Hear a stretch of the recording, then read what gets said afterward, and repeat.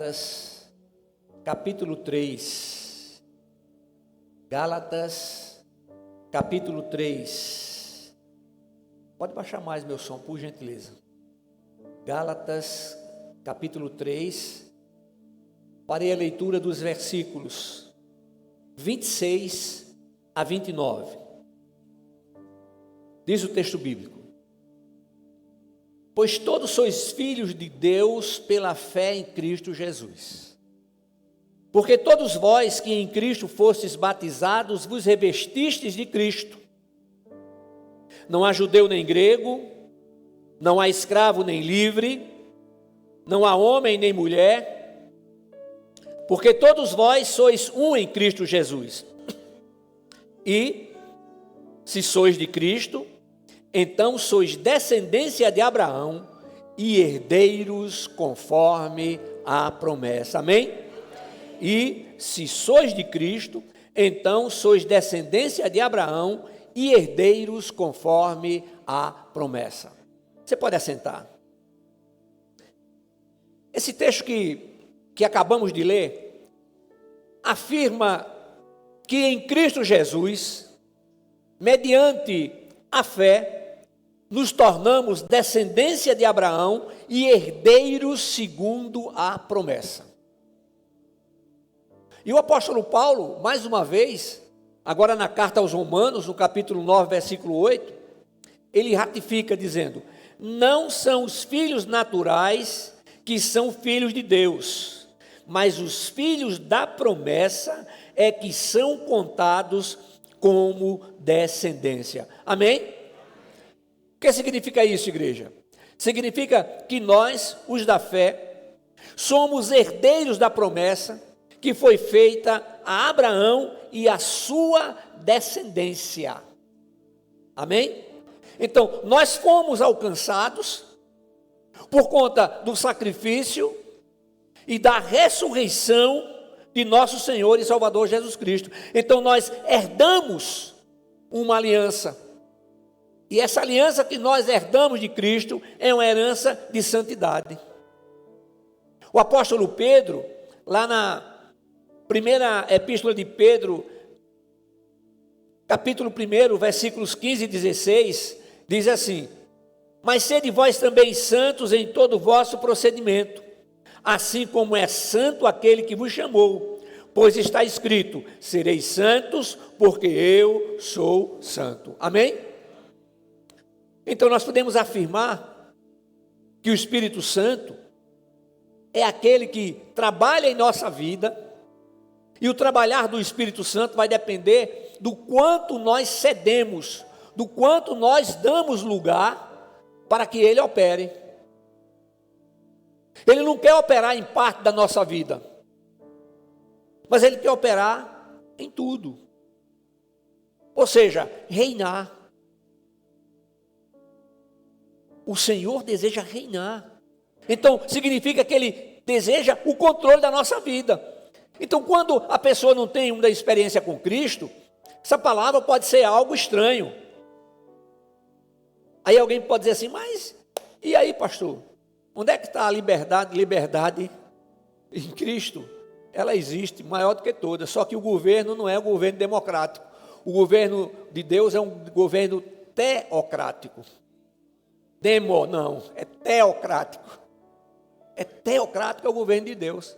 Então, esse trabalhar do Espírito de Deus na nossa vida, ele vai não somente nos convencendo do pecado, da justiça e do juízo, mas colocando na nossa mente, no nosso coração, nos convencendo de que há uma necessidade da busca da santificação. Então, a salvação é pela graça, por meio da fé. Então, ser santo faz parte do prêmio da salvação. Quando o Senhor diz assim: sede santos porque eu sou santo, Ele não está dando algo impossível. Não. É impossível quando a gente pensa que somos nós que iremos fazer. Mas o Espírito de Deus é que vai trabalhar em nosso ser. E o trabalhar do Espírito Santo nos convence de maneira tal que nós percebemos essa necessidade. Tudo que precisava ser feito para a nossa salvação, Jesus fez. a presença do Espírito Santo, habitando naqueles que têm a Jesus Cristo como Senhor, único e suficiente Salvador, também impulsiona para a percepção da grande necessidade de que busquemos a santificação. Não foi algo para o passado, mas algo para o passado, para o presente e para o futuro. Em todo o tempo. Então, igreja, não há como falar sobre salvação sem citar a necessidade da busca da santificação. É o que o escritor da carta aos Hebreus nos afirma, lá em Hebreus 12, 14. Procurai viver em paz com todos e em santificação, sem a qual ninguém verá o Senhor. A determinação contida nesse texto envolve duas atitudes que se espera da nova criatura. Quais são as duas atitudes? Viver em paz com todos e em santificação. Amém? Então são duas atitudes que são determinantes, são determinadas para os filhos da promessa. Observem que o texto continua, e no versículo 15, no mesmo capítulo, nós lemos: cuidado para que ninguém se abstenha. O que é abster? Cuidado para que ninguém rejeite, para que ninguém recuse, para que ninguém deixe de aceitar. Cuidado para que ninguém se abstenha da graça de Deus. Que nenhuma raiz de amargura brotando vos perturbe, e muitos sejam contaminados por meio delas. Então, uma pessoa amargurada, ela vive perturbada. Ela não tem a paz que o Senhor tem para nos dar. Por quê? Porque há um breu em sua alma. E o pior é que isso é transmitido para os outros. É por isso, igreja, que a gente tem que estar ligado. A gente tem que estar atento. Porque quando chega um murmurador, a gente tem que parar e dizer: vamos orar e vamos repreender isso em nome de Jesus. Não, mas eu preciso falar. Então tá bom, então vamos falar. Então vamos, eu e você, vamos lá junto com a pessoa de quem você quer falar. Então muitas vezes, não são poucas as vezes, que estamos guardando ressentimentos por coisas pequenas que parecem grandes. E o único prejudicado somos nós, é a própria pessoa. É por isso que o Senhor também, nós podemos aplicar o vigiar e orar. É vigiar e orar. Então, irmãos, há regras ou determinações divinas para que elas sejam cumpridas por todos os que são herdeiros da promessa. Amém? Então, tanto a paz como a santificação precisam ser buscadas se verdadeiramente queremos habitar na nova Jerusalém celestial. Então tem que acabar com esse negócio. Qualquer coisinha se melindra. Não. Se ressente. Ah, eu vou para tal lugar, eu vou para tal lugar. Vá. Pelo menos aqui você já conhece. Já sabe como são as coisas. Então tem que acabar com isso. Tem que haver um entendimento, não somente intelectual, mas principalmente espiritual, de que nós estamos em guerra. Essa batalha é espiritual. E as armas não são armas convencionais, não, irmãos. Tem que ser armas espirituais, amém? Então, o que é que acontece? Essa paz requer o quê? Essa paz requer determinação, esforço e perseverança. Determinação, esforço e perseverança. Então, a união entre paz e santificação é uma advertência que não podemos buscar a paz a ponto de comprometer a santificação. Não, eu não estou buscando a santificação, pastor, nisso aqui para ter paz. Não!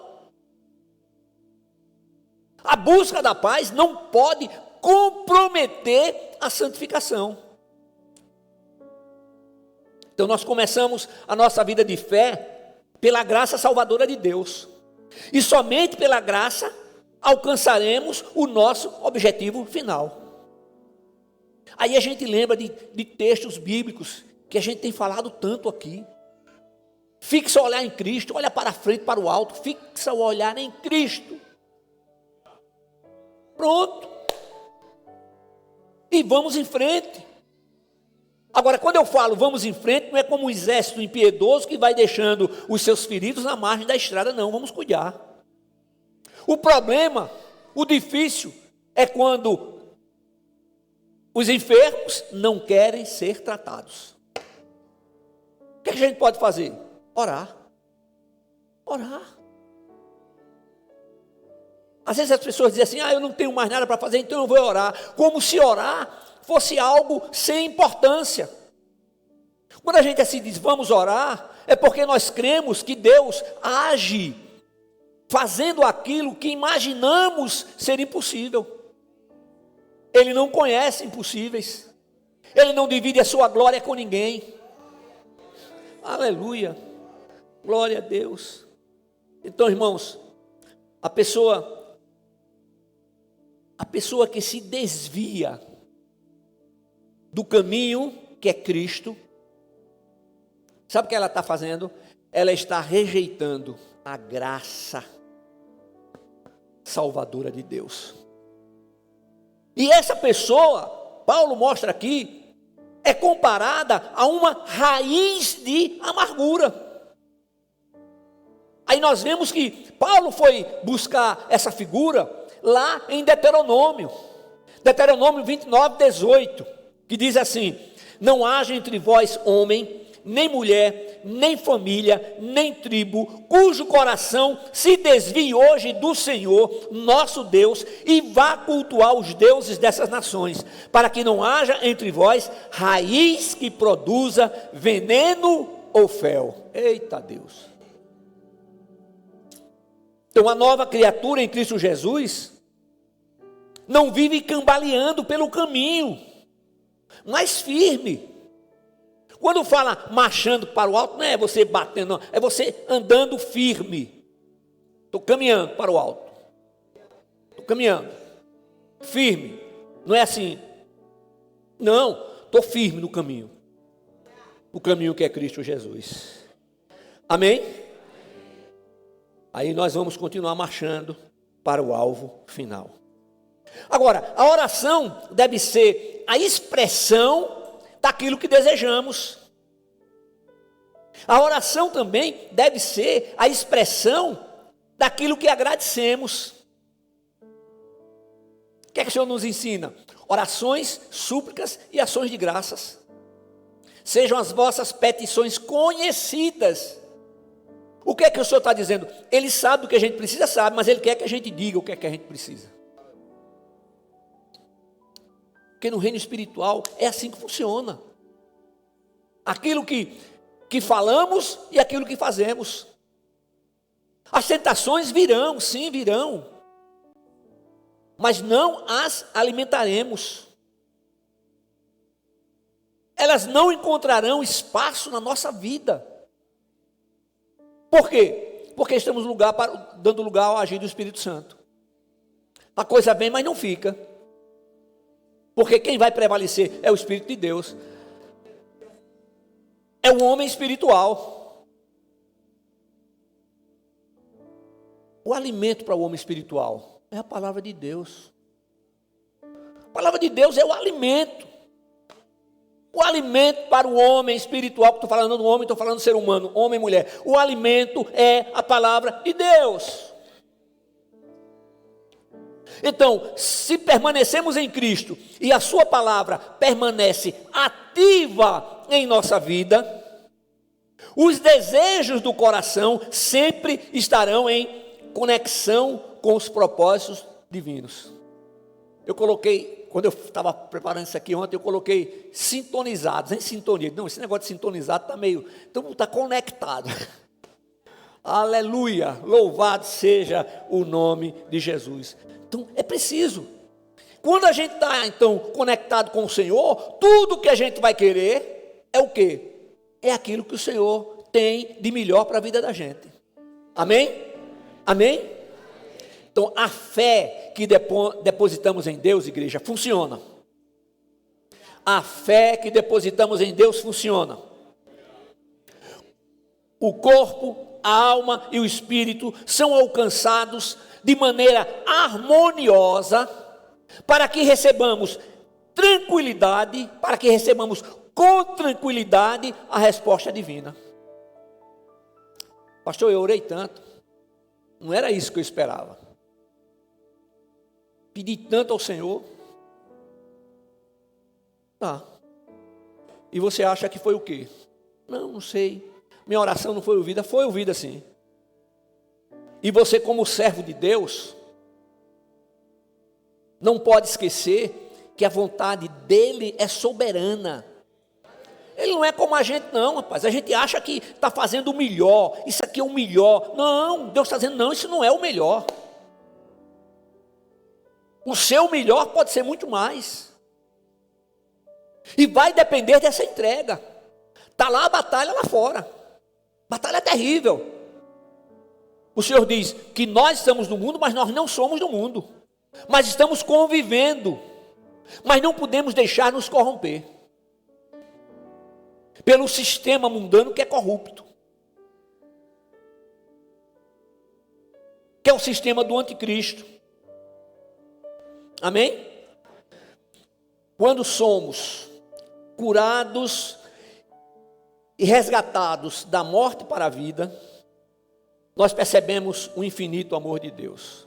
Deixa eu explicar isso aqui. Eu estou fazendo referência. Quando a pessoa tem uma enfermidade, a pessoa é condenada pelos médicos, não tem jeito não, se conforme, é isso mesmo. A medicina não pode fazer mais nada, consequentemente você vai ter que se conformar. Mas quando o crente em Cristo Jesus, a nova criatura, apresenta-se diante do Senhor com orações, súplicas e ações de graças, o que é que a gente tem que dizer? Senhor, olha Senhor, a minha vontade é de ser curado. Eu quero ser curado, Senhor. Mas sabe, Senhor, que a tua vontade, que é boa, agradável e perfeita, permaneça na minha vida. Então nós só podemos dizer isso se essa entrega for real, se essa entrega for total, se essa entrega for diária, se essa entrega for a cada momento. Porque, irmãos, a cada momento existem 1000 razões para que a gente deixe de andar o caminho. E são razões com objetivos que são agradáveis aos olhos. Mas nem tudo que é agradável aos olhos vem do Senhor. O que é que o Senhor diz? Que o nosso coração, ele é o quê? Ele é enganoso. Oh Jesus, louvado seja o nome do Senhor. Louvado seja o nome do Senhor. Aí quando a gente recebe a cura, aí a gente tem uma percepção pequenininha, mas uma percepção extraordinária de como Deus é bom. Ah, irmãos, eu tive essa percepção aos 33 anos de idade. Aos 28 fui condenado, dizendo que ia morrer. Aos 33 foi dito, não tem mais nada que se possa fazer por você, se conforme. Os filhos pequenos. Eu disse, Senhor, sabe o que eu quero, Senhor? Eu quero ver os meus netos crescerem. Eu quero ver os meus filhos crescerem. Olha, Senhor, é muito importante que eu veja os meus filhos crescerem. Mas que seja feita a tua vontade. Ô irmãos, o Senhor me curou. Vi os filhos crescerem, os netos crescerem, e tenho uma grande satisfação e bênção de colocar nos meus braços a primeira bisneta. Olha só, glória a Deus, aleluia. A gente estava louvando, ela estava ali, ó, 10 meses, que bênção. Então é isso que eu estou falando. Esse resgate da morte para a vida. Isso não aconteceu só uma vez, não. Comigo não foi mais de uma vez. Então, irmãos, a gente vê o cuidado que Deus tem. E que a resposta dele sempre será a melhor, mesmo que não seja a resposta que nós esperamos. Já pensou a resposta de Deus? Na carta escrita aos Gálatas, em nosso texto básico para essa meditação, o apóstolo Paulo, ele expressa a condição daqueles que foram batizados em Cristo. Deixa eu fazer um parênteses. Batismo no Espírito Santo, batismo nas águas e batismo na morte e ressurreição de Cristo. O que é que salva? O batismo na morte e ressurreição de Cristo. Quando é que esse batismo acontece? Quando entendemos que a morte de Cristo foi a nossa morte. Que a sua ressurreição foi a nossa ressurreição, uma oportunidade de vivermos uma nova vida. Ele pagou o preço. É por isso que o velho homem tem que ser mortificado. Mortificado a cada instante. Agora. Pode baixar a guarda não, irmãos. Nós não podemos sentar numa mesa e negociar com o inimigo da nossa vida, que é Satanás. Não se vou negociar com Satanás, não. Ele é mentiroso, ele é o pai da mentira. Não quero saber. Tem alguém endemoniado, vai expulsar, não quero nem que fale, não quero nem ouvir. É para sair. Em nome de Jesus, do menor subordinado ao chefe maior, sai logo tudo, não volta mais, em nome de Jesus. Vai ficar conversando com o demônio? Oh Deus. Essa expressão de Paulo, não é? Que fala da condição daqueles que foram batizados em Cristo, diz assim: porque todos vós que em Cristo fostes batizados, vos revestistes de Cristo. Olha só. Vos revestistes de Cristo. Então, essa é a experiência satisfatória de uma nova criatura, onde há paz, segurança, amor, fidelidade, perseverança e tudo mais o que é concedido por Deus. Então, nós não podemos ter uma visão de que isso é algo inatingível, que isso é algo para apenas um grupo seleto. Não. É para todos os que estão em Cristo, todos. Deus não faz acepção de pessoas. Há promessas específicas para aqueles que estão em Cristo. Sim. Habitação do Espírito Santo. Garantia de viver na Nova Jerusalém celestial. Certeza absoluta que o Senhor escuta e responde às nossas petições. Por aí vai. Aleluia. Sabe, irmãos, o Senhor sempre, a presença do Senhor é real na nossa vida. A sua fidelidade, a sua perseverança são reais e nunca nos serão negados. Então, em todo tempo, o poder de Deus continuará alcançando vidas. Para que as vidas sejam alcançadas, não dependemos do Estado, não dependemos de ninguém, dependemos do Espírito Santo. E qual é a nossa parte? Pregar o Evangelho. E a maior pregação é o quê? A nossa vida. Testemunho, testemunho dentro de casa, glória a Deus. Testemunho no condomínio, Jesus dá glória. Testemunho no trânsito, Jesus tem misericórdia. Tem algum tempo que um cara parou na minha frente, bateu no capô do carro e começou a falar, e até hoje eu não sei o que foi que eu fiz. Eu fiquei só ouvindo. E o cara falou. Eu fiquei sem reação, eu fiquei calado, né? Mas uma outra vez eu estava indo com o Damar, também não tinha feito nada, irmão. Aí o cara começou numa moto, bateu assim, começou a falar. Aí sabe o que eu fiz na hora? Eu fiz.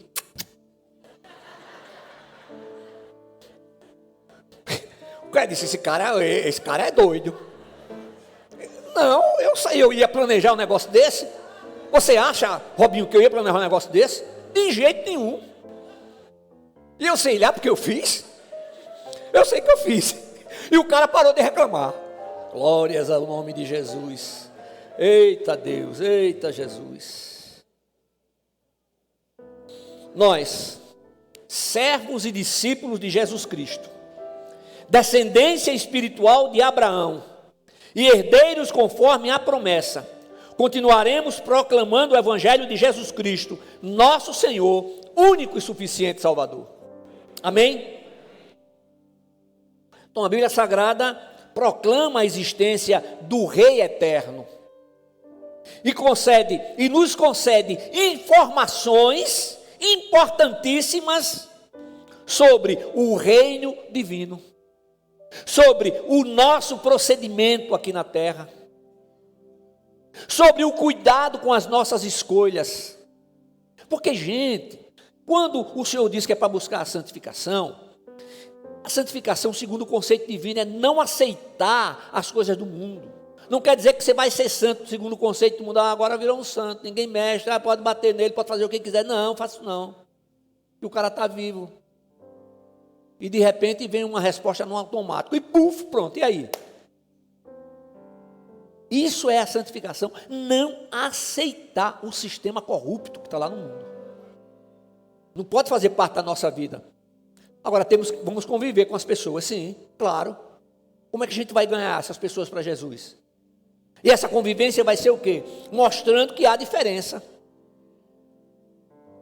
E todos verão outra vez a diferença entre o justo e o ímpio, entre o que serve a Deus e o que não serve. Amém? Aí, irmãos, eu começo a finalizar. E eu tenho meditado e sempre perguntado ao Senhor se realmente estamos fazendo o que Ele espera de cada um dos seus filhos. A responsabilidade de transmitir essa palavra, mas acima de tudo viver essa palavra. Se estamos vivendo para o louvor da glória de Deus, a resposta é sim. Mas não podemos esquecer que continuamos pecadores. Entretanto, pecadores que não conseguem mais viver na prática do pecado. O Espírito Santo mostra, não, isso aqui é pecado, você vai continuar, eu não quero mais fazer isso não. Não vou mais fazer. Mas somos pecadores. E eu gosto de dizer que ninguém é melhor do que ninguém. A justiça de Deus é no absoluto. A régua é uma só. É para todos. Não, esse aqui, não. Para todos. Eu me lembro que alguém disse assim, mas a pessoa fez tanto para o Senhor, no final da vida se desviou. O que é que o senhor acha, pastor? O que é que eu acho? Foi para o inferno. Mas não é possível. Eu digo, isso não é comigo, é com o Senhor. Olha, você perguntou o que eu acho. Eu estou dizendo o que eu acho. Porque a Bíblia diz isso. Mas a Bíblia diz que existem os trabalhadores de última hora, da última hora, aqueles que se convertem no finalzinho. E recebem o quê? Vão para o mesmo lugar. Vamos viver na nova Jerusalém celestial. Irmãos, é impossível viver para o louvor da glória de Deus se não estivermos conectados com Ele, seguindo os seus princípios. Todos os propósitos divinos serão realizados por completo, sem necessidade de ajudas, consertos ou atualizações. Deus tem promessa para a sua vida, creia, todas elas serão cumpridas. O relacionamento de Cristo com os seus discípulos é verdadeiro, amoroso, honroso, fiel e sem nenhum outro interesse. A determinação de alcançar vidas que venham ao arrependimento e que sejam eternamente salvas não é opção, mas imperativo. Que nunca nos esqueçamos de que a mensagem de Cristo é de proclamação do Evangelho do Reino de Deus. Para que haja reconhecimento do pecado, reconheci o pecado, me arrependi e recebi o quê? O perdão, a salvação. Agora, por favor, gente, não é toda vez a mesma coisa, a mesma coisa, a mesma coisa. Não, não é assim. Que todos nós permaneçamos em fidelidade, sendo perseverantes, guardando o coração de todo mal, mantendo a nossa vida como testemunho vivo da transformação que o Senhor opera a cada dia. Em Cristo somos herdeiros, conforme a promessa. Não tenha nenhuma dúvida. Deus continuará em todo o tempo nos abençoando e fazendo isso no nome de Jesus. Amém. Eu quero orar com você, sentado como você está.